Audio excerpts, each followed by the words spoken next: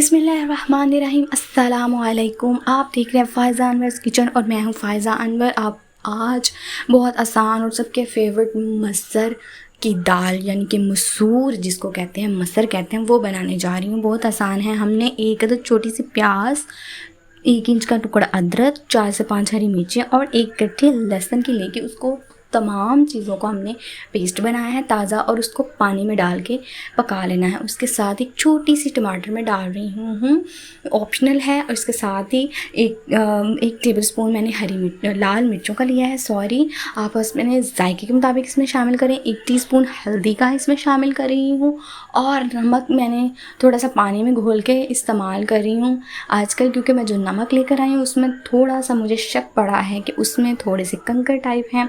तो जब पानी खुश्क हो जाएगा तो हम इसमें डालेंगे ऑयल हम डाल रहे हैं तकरीबन क्वार्टर कप, यानी कि क्वार्टर कप या हाफ़ कप ले लें और उसको हमने अच्छे से मसाले को भून लेना है। मसाला बहुत अच्छा सा पक चुका है पानी में, इसकी कोई स्मेल नहीं आएगी, कोई इसकी एक्स्ट्रा हींग नहीं आएगी आपको। और जब मसाला हमारा अच्छे से भून जाएगा तो इसमें हम भीगे हुए मसर डालेंगे जो 1 पाव के करीब है या 1 से 1.5 कप के करीब है।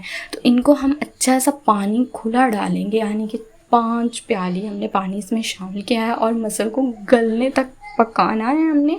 और मसर हमारे तैयार हैं, गल चुके हैं। और आप मेरे चैनल को सब्सक्राइब करना मत भूलिएगा और साथ ही बेल आइकन का बटन दबा दीजिएगा ताकि हर आने वाली नई और लेटेस्ट और मज़ेदार और आसान रेसिपी आप तक सबसे पहले पहुंच जाए। हरी धनिया और हरी मिर्च के साथ इसको गार्निश करेंगे। और मेरी वीडियो आपको अच्छी लगे तो इसको लाइक करें, शेयर करें और कॉमेंट बॉक्स में कॉमेंट ज़रूर कीजिएगा। और अपना बहुत सारा ख्याल रखिएगा। मुझे और मेरी फैमिली को अपनी दुआओं में याद रखिएगा। फ़ी अमानिल्लाह।